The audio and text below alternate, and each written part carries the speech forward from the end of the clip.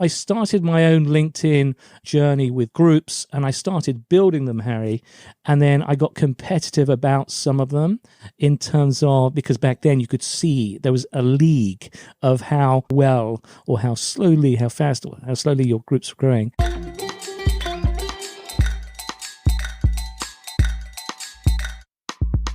Podcast Junkies episode 233. Welcome back. I'm your host, Harry Duran.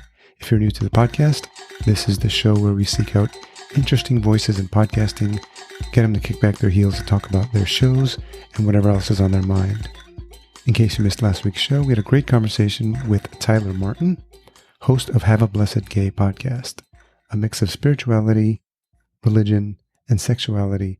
And Tyler, who originally reached out to me cold via email, turned out to be one of the most fun conversations I've had on the show in a while.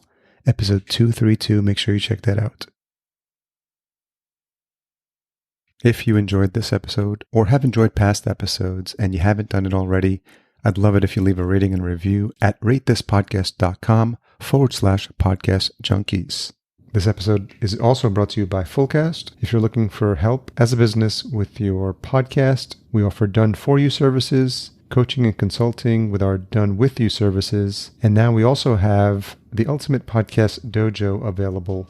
It's a new course and community designed to help you start your own podcast. Additional details at fullcast.co/dojo, D-O-J-O. This week we have the pleasure of speaking with Andy Foote, host of the Footnotes podcast. Andy and I connected on LinkedIn, and he's a true expert in the space. He shares his background as a LinkedIn brand-ologist, and we talk about the first memory and interaction he ever had with the internet and technology, the genesis story of how he got involved in digital marketing, and how he identified LinkedIn as his main platform. He shares his unique and specific writing style and how to create better content, and the strategies he's used to build authority and leadership on LinkedIn. We segue into the conversation about his new podcast and what he appreciates most about the medium and the skills he's learned as a result. Lastly, and specifically for my listeners, Andy shares common mistakes made by LinkedIn users, which will be valuable for you, I'm sure. As always, full show notes available at podcastjunkies.com/233. Stay tuned to the end of the episode where I reveal this week's retention hashtag, but for now, enjoy my conversation with Andy. So Andy Foote, host of the Footnotes podcast, thank you for joining us on Podcast Junkies. Harry, it is an absolute pleasure to be here. I'm already jealous of your last name, Duran. Well, I kind of grew up with that. I'm sure you get that all the time. But it's cooler than Foote, let's put it that way. How much did you get made fun of in primary school? Dude, it was not that bad. Not as bad as you might imagine. The worst, and absolute worst, was that I was called Footy every now and again, right? So I try and stop that at source. Yeah, I'm a child of the 80s, so I use the Duran reference a lot, and I find that the older I get, the less relevance it has as well. Yeah, lots of quizzical looks. Yeah, especially in a crowded bar where you would go out and then they'd ask you for your credit card to hold the tab open, and they say, "What's your last name?" And I'm like, "Duran," like Duran. And they'd be like, "Oh, I got it." And then I started noticing, like, what? After? Yeah, that was that D-O-T-O-R. Yeah. No, Duran. Oh, yeah. So when people first have a conversation with you, are they surprised that you are not American if they've only engaged with you online? Yeah, so that's a great question because, I'm obviously in the business of enticing people and indeed, working under the assumption that people do actually read. Number one, and number two, do actually read your profile and your about section. So, yeah, I do get that a lot. And I guess people just assume, well, most people on LinkedIn are American. But that, that's not entirely wrong because that's a huge subsection right there. Yes. I think America leads in terms of, active usage of LinkedIn. So, no, what I get more commonly is when I'm speaking with someone and they think I'm a Kiwi. And when I say someone, I mean an American. Yeah. Because, I spent 10 years in the States and it becomes Americanized. And you might not hear it now, but people might think, well, if they don't know what an English or a British accent sounds like, then they may well assume, oh, Kiwi. So I love the Kiwis. I mean, great sense of humor. So for folks who may not be aware of you and what you do, what do you tell folks when they ask you what your current gig is? Yeah. So I'm essentially a linked brand-ologist, a LinkedIn brand-ologist. So I focus on coaching individuals, mainly individuals, on essentially improving their brand and their presence on LinkedIn. That's the core of it. And then I also help with achieving their objectives. So whatever it is they're trying to get done via LinkedIn, then I help them with the strategy piece too. And, much of that focuses on the content journey. My belief that everyone has a story to tell. Yes. And it's a question of how best to tell that. So a number of different things come in to the mix. So I'm a wordsmith, I'm a marketer, and somebody who has, hopefully deep knowledge of LinkedIn, the LinkedIn platform, and how it works. That's, in a nutshell, what I do. And where did you grow up, and where's home for you currently? So I'm an army brat, which means that I was born in Germany. I'm actually half German, half Scots, which is quite an interesting hybrid. And I'm the product of conflict, right? So if it wasn't for World War II and the subsequent occupation of Germany by not just the British forces, but a number of different countries post-war, then I wouldn't have existed, because my dad would not have swung into a little Dorf, a little village in Germany, in his flash uniform. It was Beatlemania, right? Sees my mum, right, his future wife, sitting on the stool in the pub. And of course, it's a slam dunk for him. It's far too easy for him to court her and win her heart. Yeah. And that's how I came about. That was my origin story. And at the time, a lot of postings for British forces back then were in Europe, in Germany. And I spent my formative years in Germany being educated at British forces schools. And I spent some time as a toddler in Edinburgh, up in Scotland. Yes. Eventually ended up going to college down on the south coast in Sussex in England. And home now? Home now is the northern burbs of Chicago. So we used to live in Lincoln Park, and now we're up in the Winnetka area. What was the first paying job you had? First paying job, if we're not talking about summer jobs and mowing the lawn and doing all that good stuff, I think my entry into earning a living wage would have been recruitment. Okay. Yeah, so recruitment. I studied law, and I studied law up in Scotland for various reasons. At one point, I realized, or they were offering the option to study English law in a Scottish institution. And I decided, yeah, that might be a good idea. And then I changed my mind, so I ended up doing Scots law. And then I just didn't fall in love with the practice of law, Harry. I would walk past partners, and they just seemed to be miserable. There was this one guy in particular, he seemed to just be in there constantly, not on the phone, head over some documents, almost in darkness. I was thinking, yeah, this might not be for me, or at least not now. Yeah. So I figured, if I change my mind again, then maybe I'll come back to it. But at least, get qualified, become a lawyer, and then, figure out other stuff. And the other stuff was recruitment.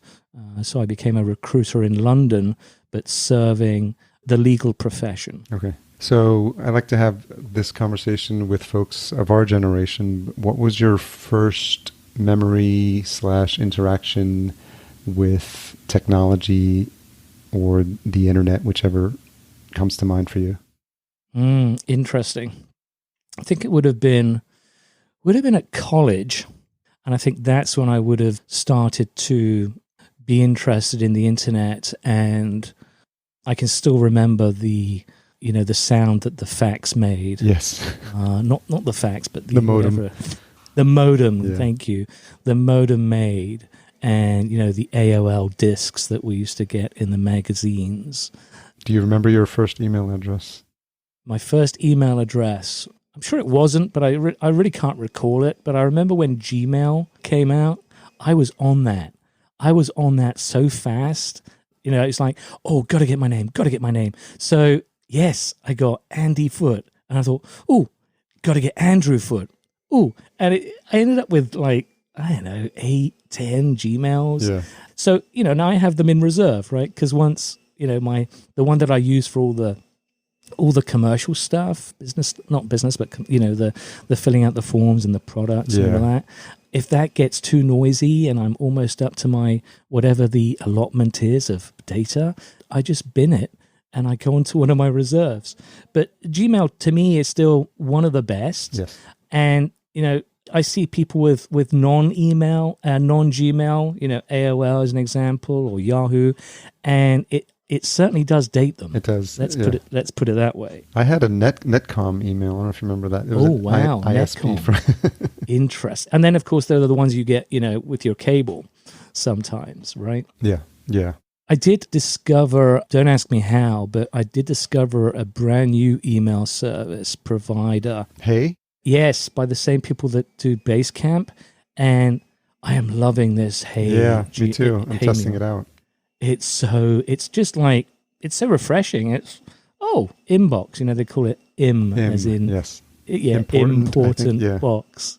Love it. What's interesting is that you have to think about how you use and process email differently, because I think for me in Gmail, it's just like, I'll get to it later, and I start to use these stars and these filters, and I think Hey wants you to think about immediately what you want to do with it and then get it out of the way. And it's not as easy to go back and find the old stuff, and maybe that's intentional. No. So I think it's forcing you to think differently about how you do process that inbox. Yeah. Yes, it's kind of retraining us, I think. And I think at the back of my mind, I'm thinking that once I train myself and once I categorize, you know, how to treat incoming, then I think it's going to be a lot easier. So, yeah, very glad, still on a learning curve.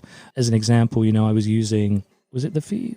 I was using it for the wrong thing, apparently, and I can't contact. Yeah, there's different labels. Yeah, so for the benefit of the listener, they have you target it, and when something comes in, you have to place it in your set aside the feed, and then what's the other one? I'm looking at it now.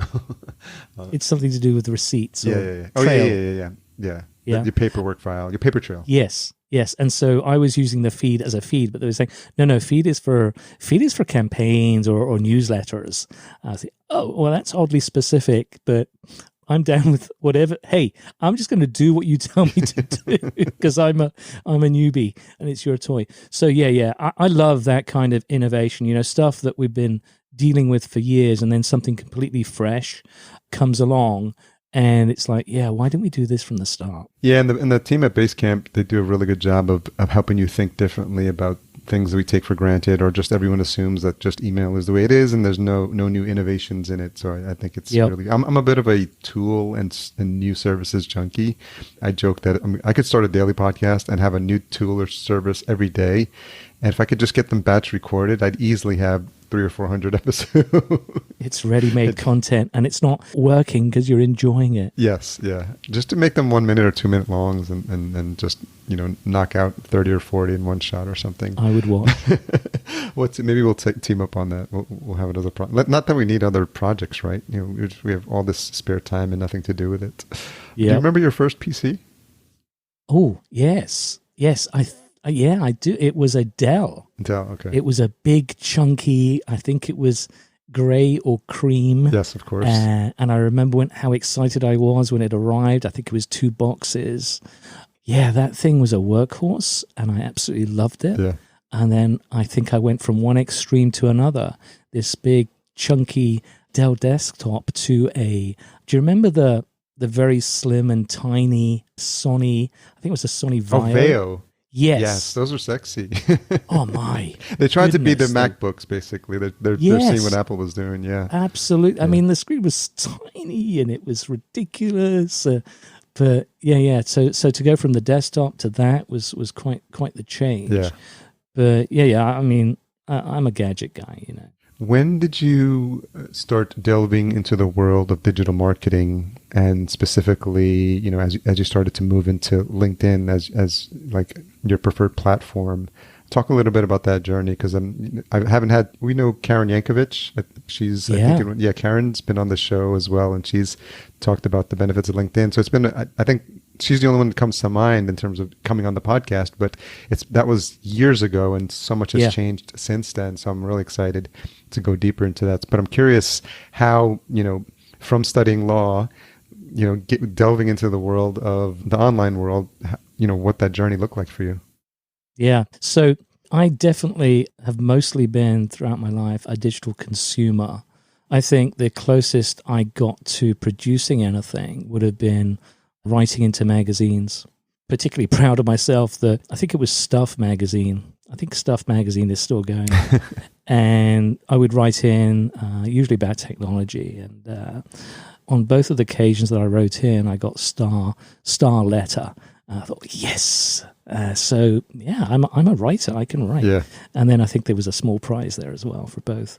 So that was way back, but mostly a consumer of digital content. And I'm sad to say that I don't read books anymore. Years ago, I used to be in the habit of going to bed with a book every night. Just a great way to wind down. Yeah. And now, of course, everything is on the iPad. Okay. Are you a Kindle reader? So I've had Kindles, right? I buy the Kindle and I never use it. I got the Paperwhite. Now I've got the Paperwhite. Yeah, so I'm flashing this on the screen for you, those listening at home. So it's so fantastic. Easy. It's fantastic. So yes, a few months ago I've been, I got that, and it's a breeze, a delight to use, and so that's the thing that's going to get me back into reading books as opposed to just farting around on the iPad and click and okay, Apple News. Okay, what's next? Yeah, when you read on a device that's not meant for reading, like your phone or like the computer, inevitably you'll get sucked into some other rabbit hole. And, and that's the beauty. It's actually been enjoyable. It's so light, you can hold it with two fingers. The look and feel, you can read in sunlight. Yeah, we got to clarify, we're not getting sponsored by Amazon for this. Not yet.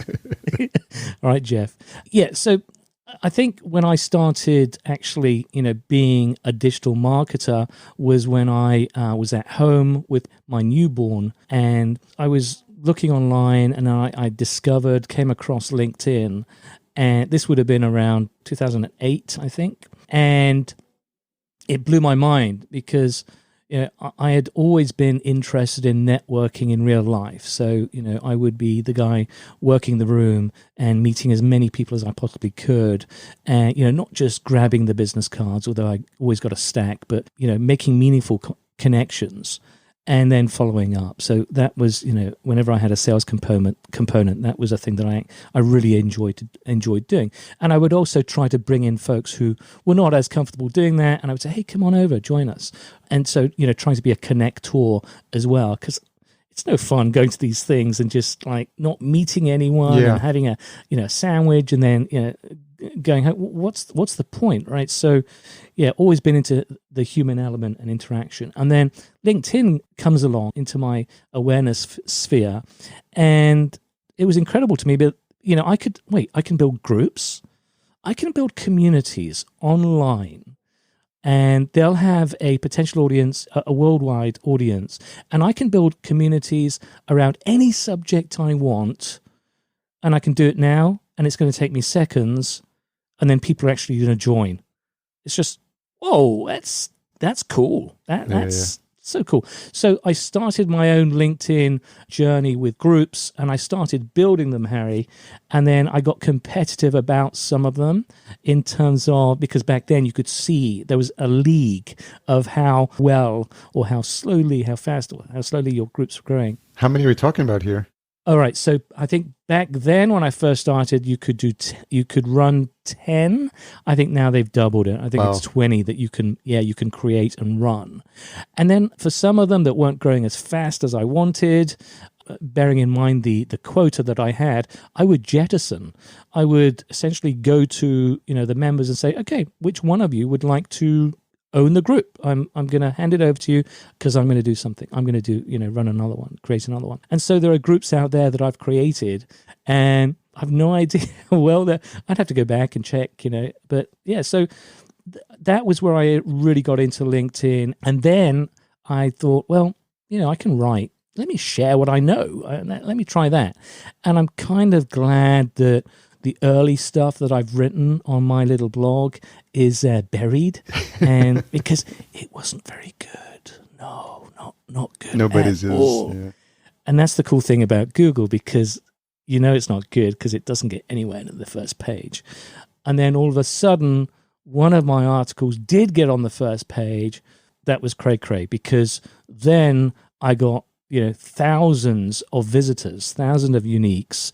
And I thought, oh, I want to capture that lightning again. How did I do that? So it was quite unusual back then. This was 2013, I believe. I wrote something called 3 Stunningly Good LinkedIn Summaries. What I didn't know at the time was that turned out to be quite a popular search phrase, 2 in particular. I would land on the first page for LinkedIn summaries and LinkedIn summary examples. And I had no idea about SEO at the time. Yeah. So I got exceedingly lucky. And when Google put that on the first page, that's when the magic started to happen. And then, because I was still learning, I went to see a local SEO guru here who is fantastic, a guy called Andy Crestodina. Oh, I've heard of Andy, or I've seen his stuff. He's Orbit Media is his company. Just phenomenally clever and, sophisticated about content marketing. His book is incredible too. So I sat down with him and I said, Andy, how long is this success going to last? How long am I going to be on the first page at the top? How long do my 15 minutes of fame last? Yes, exactly. Is it going to be 5? Is it going to be 5 days? And he said, dude, I don't know. He said, I don't know. Enjoy it while you can. And it's like, well, okay, I will. And I enjoyed it for years. It was, it was astonishing that no one else was kicking me off the perch. So after that, so why did it do so well? And I think people crave authenticity. Yeah. And it's not enough just to write and describe something. If you can actually give real life examples, that's what this piece was. It was 3, screenshots of summaries, as they were called at the time. They're now called about sections. And not only did I, happen upon 3 that were, I thought, pretty good in my estimation, and I found them very quickly as well, because I wasn't connected with all 3. I think just 1. The research part came very easy to me. And then the writing part came easy too, because I was demonstrating why I felt they were good. And I broke it down for people, broke it down for the readers. And that obviously was something that people were interested in, because they could relate. They could see, oh yeah, okay, so I see exactly what Andy's talking about, and it's useful data. I can try and replicate this. I can try and do this myself. And I think maybe the reluctance on other people to do that was worried about getting sued, right? Because you're using screenshots. What is the legality of this? And I felt, well, as a lawyer, it's in the public realm. But also, at the end of the day, you're not actually writing anything negative. You're actually, and of course, all 3 folks that I featured loved it. Oh, yeah. One guy got so hacked off because eventually Marc, who had this very interesting line in his summary, it went, I run towards fires. And I loved it, because it's like, yes, I totally get what this dude is saying. Conversation starter, yeah. Yeah. And of course, people loved it too, very much so, that thousands upon thousands of people ripped him off. And he started to actually say that in his summary at the bottom, saying, so since being featured in Andy Foote's, very kindly by Andy Foote in his article, lots of you are now doing exactly the same. Please be original, people. So all kinds of good stuff. So that's when I started writing and, trying to put out the best quality of content that I possibly could. And the early stuff was crap, Harry, because I was too in love with the language, too much into the words instead of the message. And I think the time I got much better was when I started to write how I speak. Can you talk a little bit about that a little bit more? Just how... Yeah, because I think that's valuable, especially for a lot of folks, people listening that are content creators. Yeah, I think that's the concern for most people before they start any kind of writing, particularly, in public and stuff that's going to be read by other folks, is that I think we're all capable of speaking, right? We're all capable of having a conversation. And that's all you have to do. You have to write how you're having a conversation with the reader. If you can do that, if you can pull that off, then your work is done. And you keep doing that. So you keep thinking about, okay, how do I put this into very simple terms? Just use the vocabulary that I've got. Don't worry too much about the words. Focus on the message. Focus on engaging. And that was, I think, what worked for me. And then I kind of got validation because, I got articles that were, again, heavily searched, or you could say heavily found, right? That's my whole thing on LinkedIn too, is I'm all about the conversation. I'm still competitive. So if I add a comment, I'm not going to waste my time. I'm not going to waste anyone else's time by reading that comment. I want that comment to be dripping with value or personality.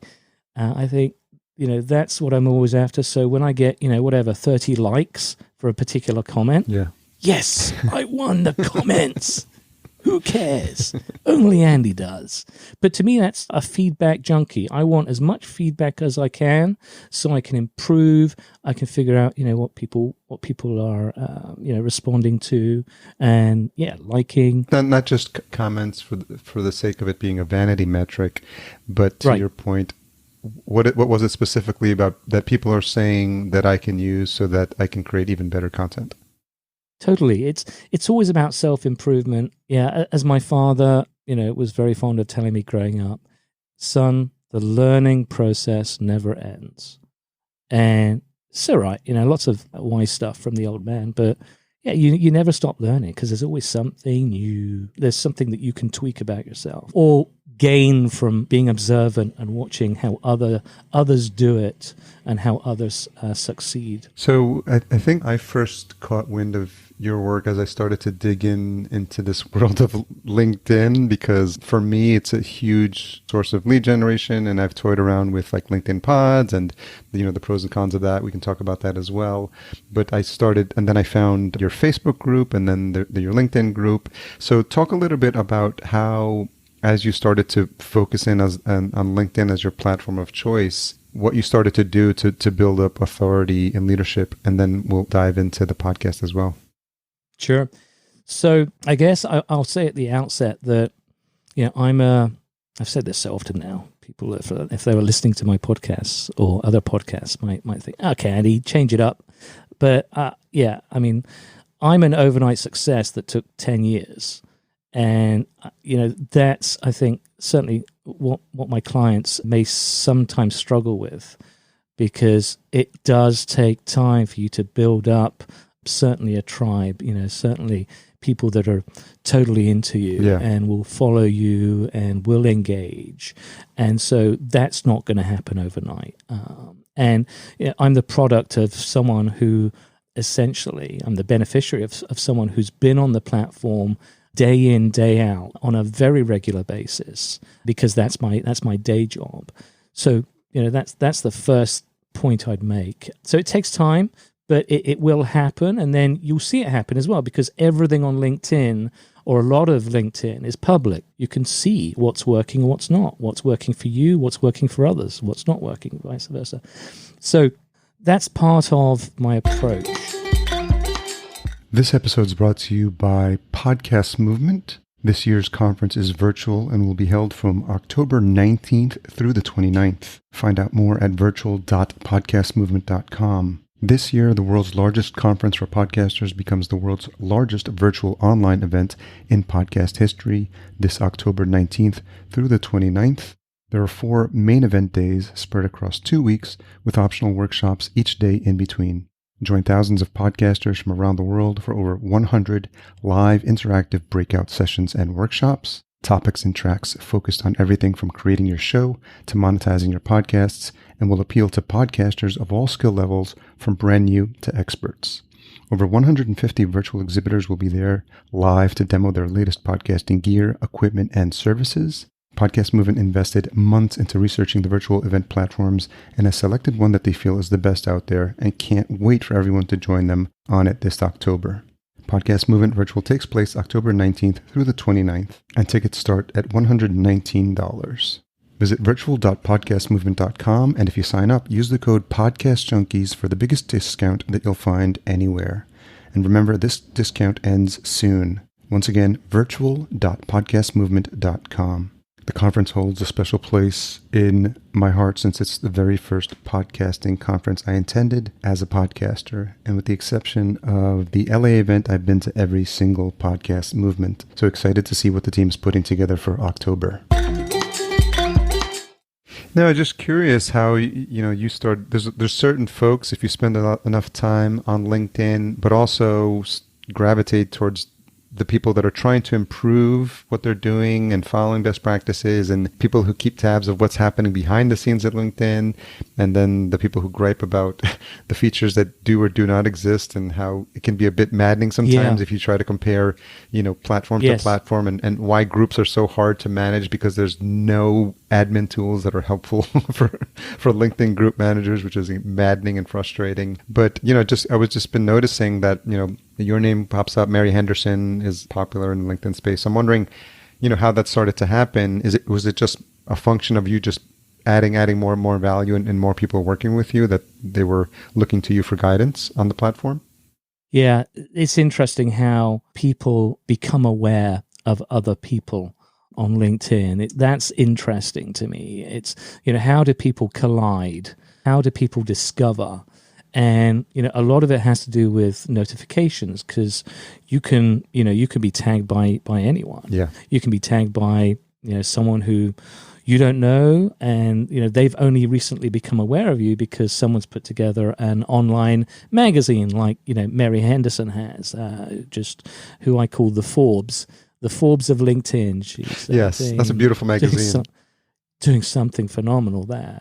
I mean, way to execute on the vision. It's called Authority, I think, or... Just remarkable. Authority 5.0. Yeah, we'll have a link to that in the show notes. It's a beautifully presented magazine, yeah.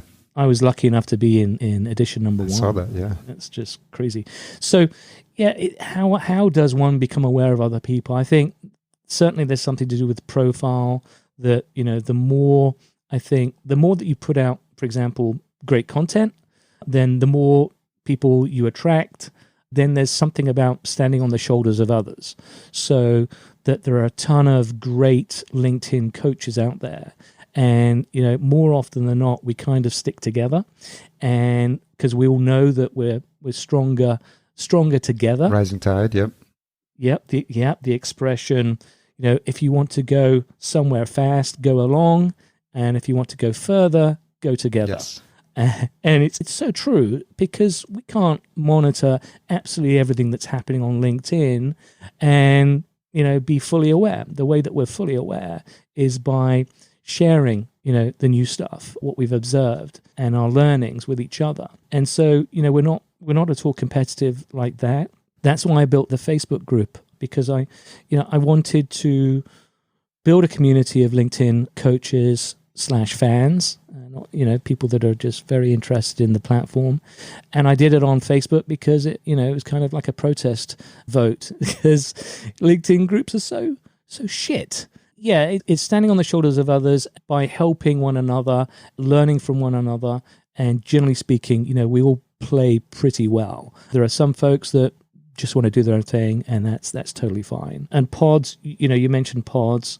I experimented with pods about 1.5 years ago. I think I was just intrigued. I wanted to see, what's the deal? Does it work? And the whole idea of pods, for people listening, is that they're essentially a way to boost initially any kind of content that, is being commented on, being shared, being reacted on by the pod members. So they'll collaborate together, and they'll say, okay, here's a pod post. It's by one of our members. Go and boost it. And so they'll engage on it like crazy, all of them, however many there are, for the first 60 minutes, possibly the golden hour. Yeah. And then by doing so, what they're trying to do is signal to the algorithm that, this is worthy of further distribution. So I wanted to try it. To be frank, I don't think it worked, Harry. I think maybe the algorithm knew what we were doing, And I think that might have been a factor. But there was also other stuff going on. For example, you have to be really in love with the other people and their content. And, that's the thing. If you've got certain standards, or if someone is writing about a certain career space or business space and that ain't yours, then it's like, well, why am I engaging on this? I feel it's forced. Yeah. That's the other, I think, downside. It's rare for you to get 50 people that are all into one thing. And then the other, I think, the deal breaker was when one of the pod members in the second pod that I was running, one of them said or let me know that LinkedIn were investigating pods. Ooh, really? Okay. Let me go and test that. Let me go and check. I got very lucky. I reached out to LinkedIn support and got someone who was very capable of answering. And I got a very clear, yes, it is against. Because I said, is it against? Because this is what I'm doing. Is it against the UA? Yeah. And they said, yes, it is. And specifically, it's gaming. We think pods are gaming. So we can go back and forth about, well, what about LinkedIn Elevate, right? Do you remember Elevate? Elevate was essentially doing the same pod-like behavior, but it was for organizations and their employees, to boost the So, and that disappeared. Frankly, you could name 10 other examples of pod-like behavior, and it's just that, well, one is organized, one perhaps not so. Yeah. And what's the difference? But at the end of the day, the bottom line, was that I'm going to be a good boy, and LinkedIn is my livelihood. So I'm not going to piss them off for sure, and I'm going to stay on the right side of the line. And my experiment was over.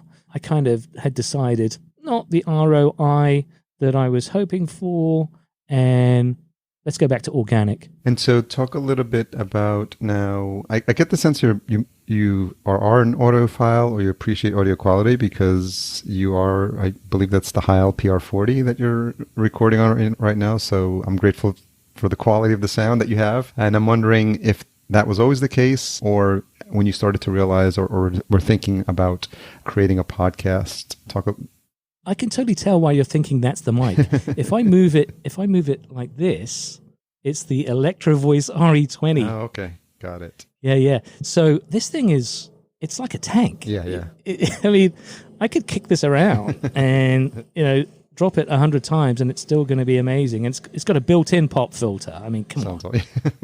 So whenever I see people using them, right, with a pop filter, I'm thinking, well, why'd you need that? Yeah. Is that for looks? So, yeah.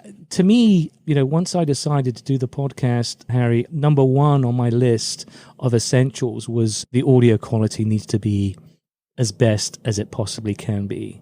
And, there's a lot that you can do, obviously, on your side to make that happen and to deliver that. On the guest side, sometimes there are going to be issues. But from my side, I wanted my voice to be absolutely, pristine and studio.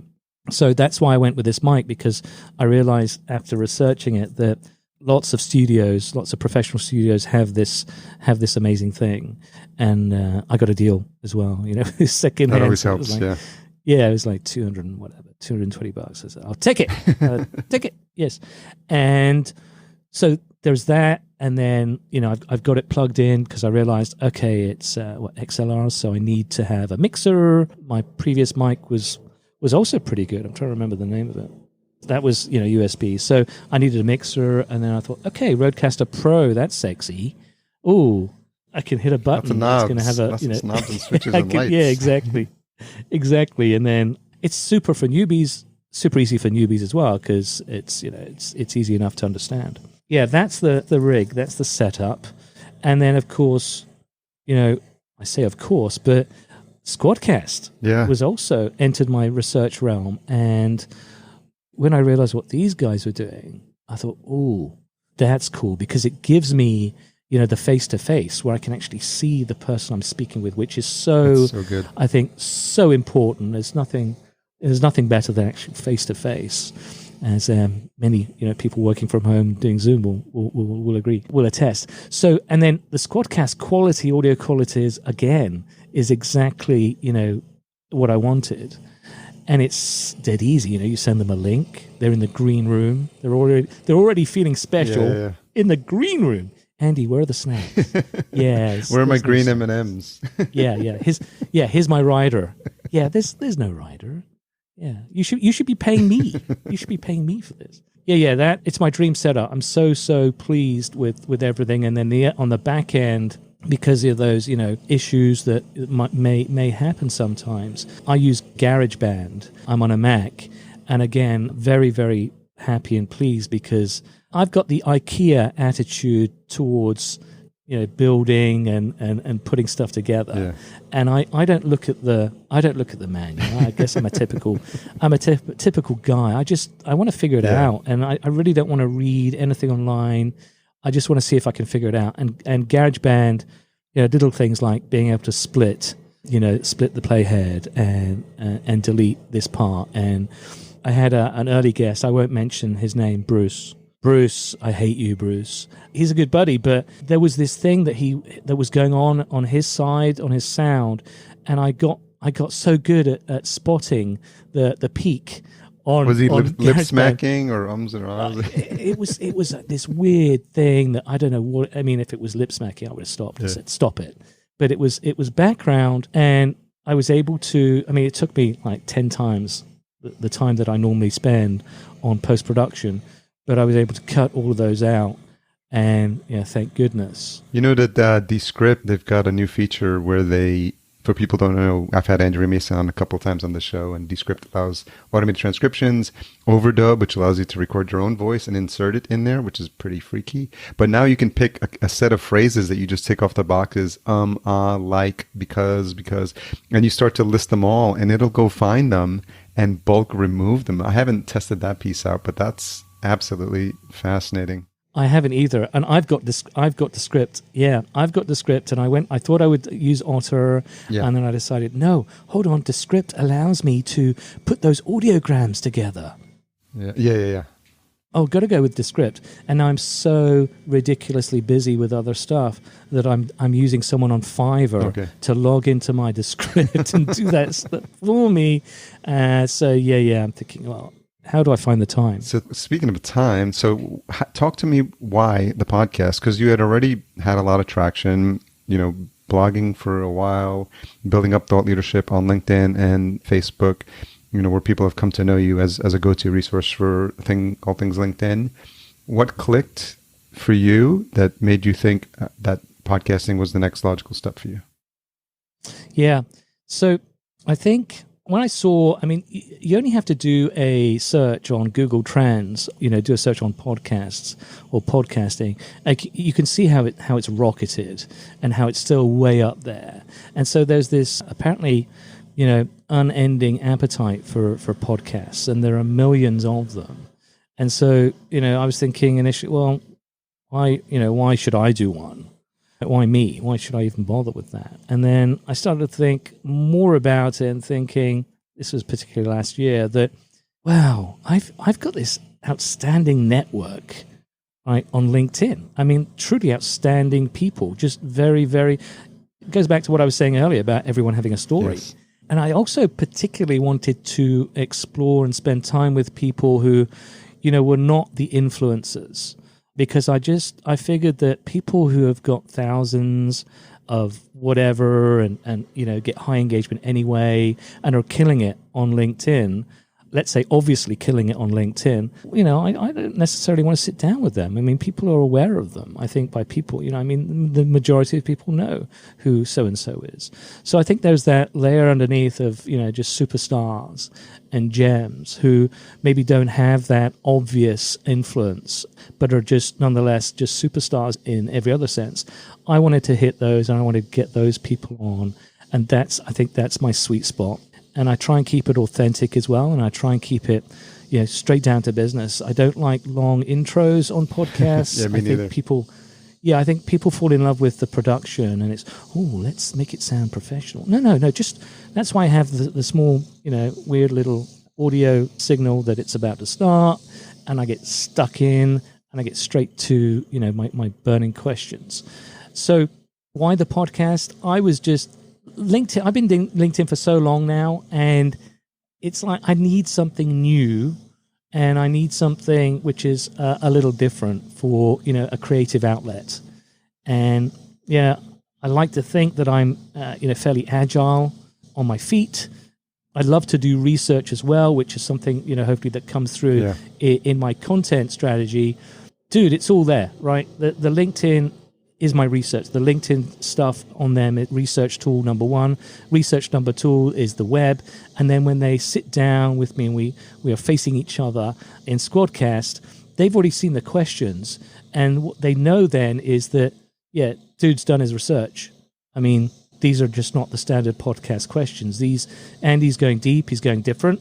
And because of that, it's a better listening experience. I think people, get the fact that my guest is basically not forewarned, but, basically informed, and also happy that Andy's a pro, he's done his work, and I want to make it fun, I want to make it easy for them, and I hope all of that comes across. Little things, Harry, like, I'm going to introduce them.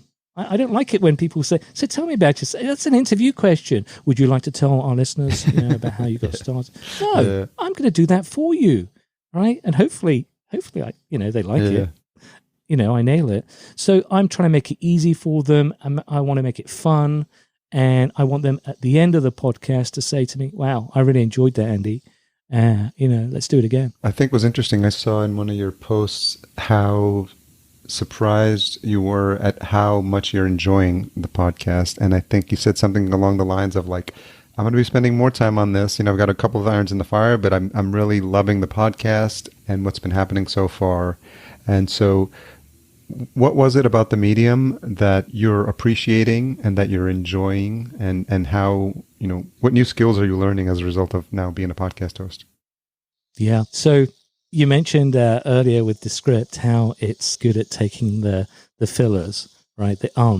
I hope that I'm getting better with the lack of ums, because that's been a crutch, I think, that years ago I listened to something and I was shocked at how many ums. I mean, it was like it was probably 5 ums a minute. It was dreadful. So yeah, I'm loving the immediacy of it. It's live, even though there are questions, and there's a huge list of questions that I'll never ever get to, and I make that very clear. And I love the agility, the dynamism, the dynamic aspect of it, when you're jumping around. Because my guest will say something, and I'm thinking, well, I can't ask that now. If I ask that now, that's going to sound like I'm not listening. Yes. And then the learning thing for me, too, is a big one. Initially, I want redos. I want to go back to my early guests to do over, because I feel that I'm a much different interviewer now. Because early I was just very rigid and worried about, okay, what question? Can I read the question? Yes, and it was palpable to me. I think I could hear it in my voice, and I don't think they got the footnotes experience, the early guests. I want them to come back and to speak with the new version of me. But the more you do it, Harry, you know this, our listeners know this. The more you do something, inevitably you pick new things up, you improve, and you think, yeah, I got this. So the darting around on the question sheet, that's important for me to always, work at.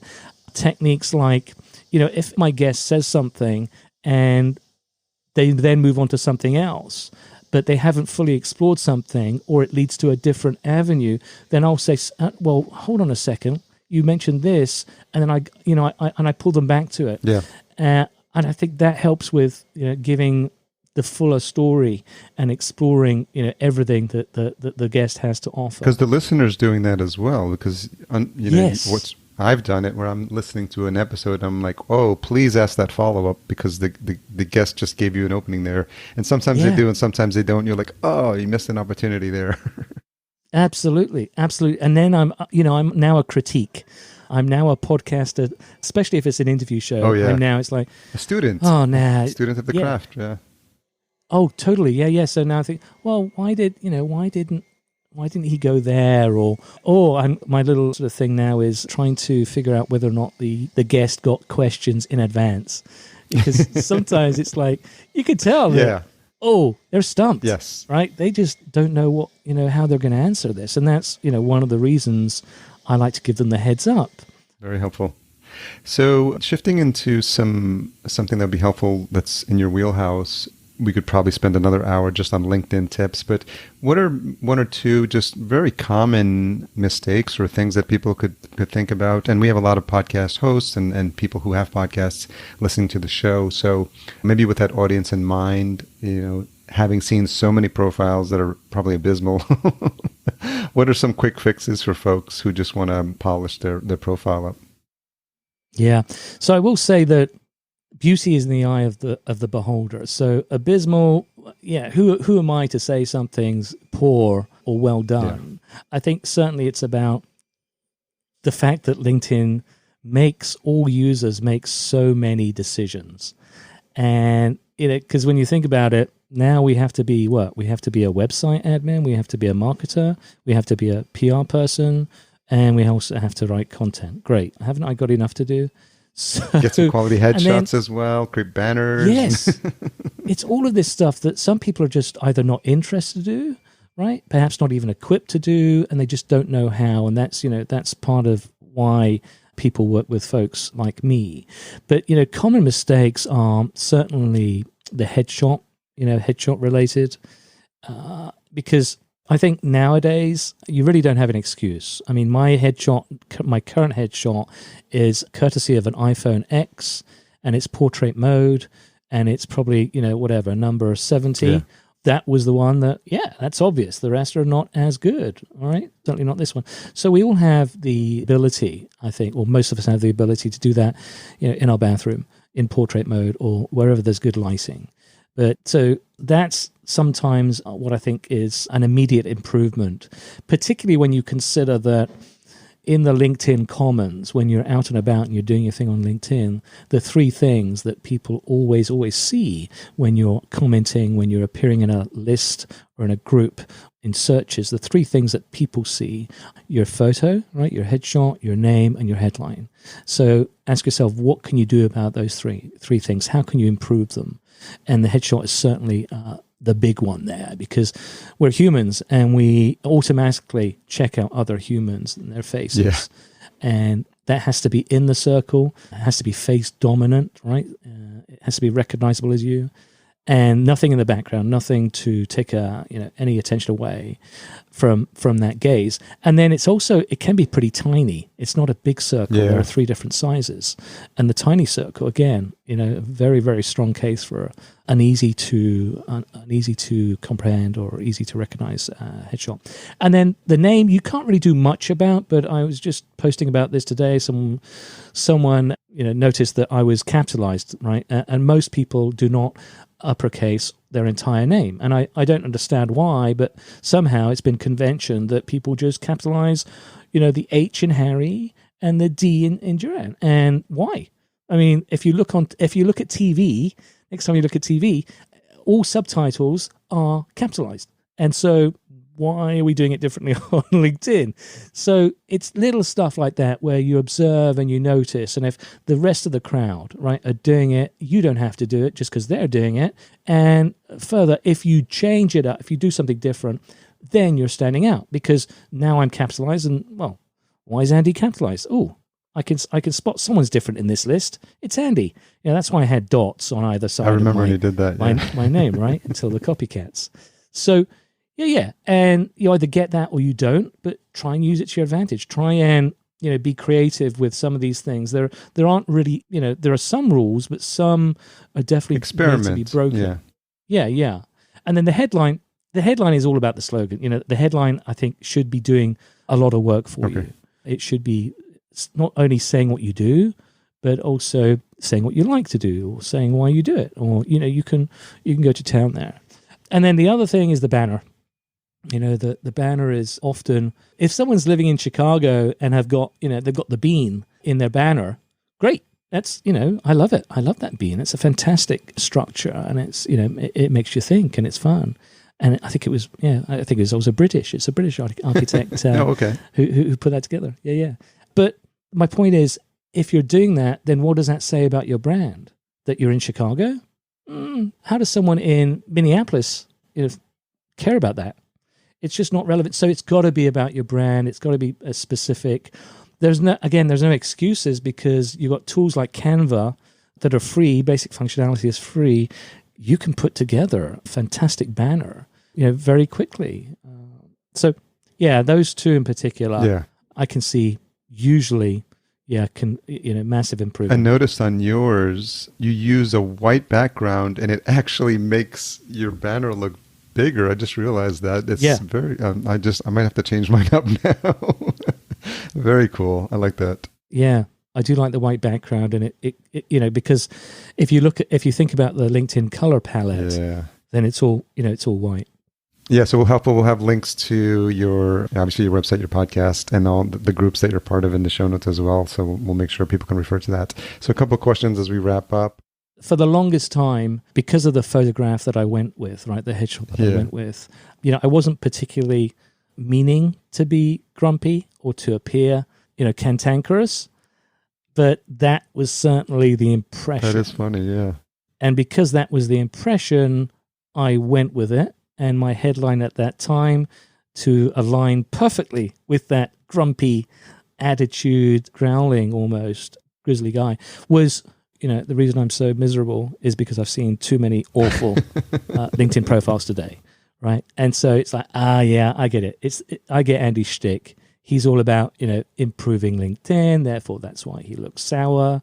That was misunderstood because, as you know, Harry, as your listeners will know, I love humor. I love to laugh, right? I'm gregarious, and that photo was not me, not authentic. Yeah, I think we had no engagement where we actually talked. So I think I was surprised because I think that probably was the first impression, like cantankerous interview coming up with grumpy Andy Foote.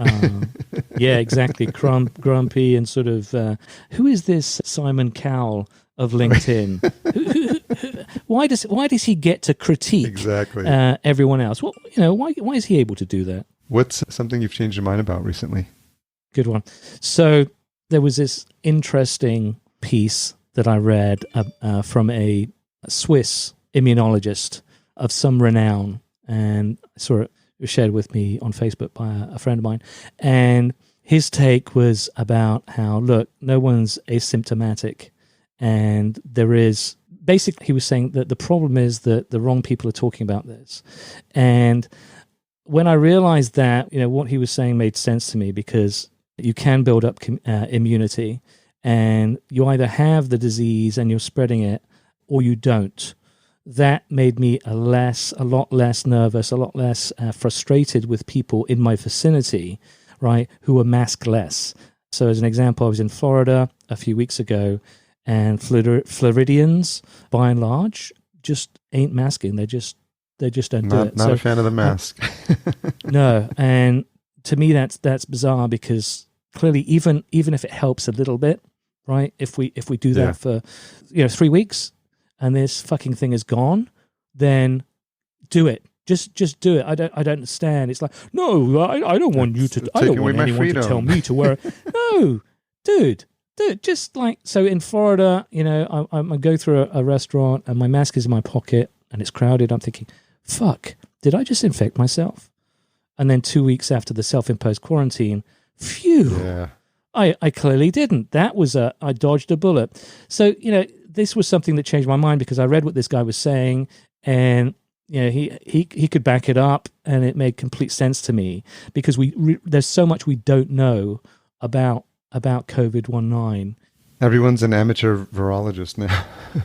Yeah, I mean, I get that we're still learning, but forewarned, is forearmed, and now we know, and we're learning more, and it's scary, and hopefully we'll all be vaccinated at the beginning of next year. If you find that article, and I'm happy to include that in the show notes as well. Make sure, because people, that's a pet peeve when podcast hosts say, "We'll put that in the show notes," and I race to the show notes, and they're like not there, and I'm like, "We promised." Yeah, see, that's the other thing about, I love the podcast. I love the, the immediacy of it and the fun of doing it. And then there's all the work on the back end that you do so brilliantly, right? So there's the show notes, there's the links, right? So I'm thinking, I've got 21 episodes now. I have to do all of that. I should have been doing it earlier. Oh, no. So thank you so much for making the time and being flexible with your schedule. We originally had this scheduled for late in September and thankfully had an opening. So I'm happy we got to talk because I was looking forward to get caught up and get connected. So it's not just a conversation we're having digitally in a Facebook or LinkedIn group. And now we know each other a little more. And I'm a big fan of your work. And I think I'm encouraging listener to follow what you do if you have any interest in taking your LinkedIn game to the next level. And it's something that I'm going to aspire to do better, not only for myself, but also for what we do for clients, because we produce shows and we promote them on social channels. And there's an art and a science to how you promote content on LinkedIn as well. So I think that's helpful. Yes, so are you doing anything specifically for your episodes on LinkedIn? I haven't been so far. So far, it's all been about the guests and, speaking about their career trajectory, what they've learned and going in various directions. I'm not focusing so much on LinkedIn, but I'm happy to mix it up. For example, I had one person who is in the sales field, and a buddy of mine is saying, "Hey, I'd love to come on, but I'd love to sit down with Amy. Could how about doing multiple guests?" And that's very appealing to me. Squadcast can of course do 4, and that would be so cool to do. Getting all of those opinions and that's another skill set, like managing multiple guests. I've had to do it a couple of times, and it's its own set of challenges because you want both folks to get, you don't want them talking over each other, and you want them both to get equal screen time. So that's moderator. Moderator. Yeah. So that's so many things, as so many ways you can go and do podcasting. Thanks again, Andy. I really appreciate you sharing your wisdom, and we'll make sure all the information you shared is in our show notes. And where's the best place that you want to point people to engage with you?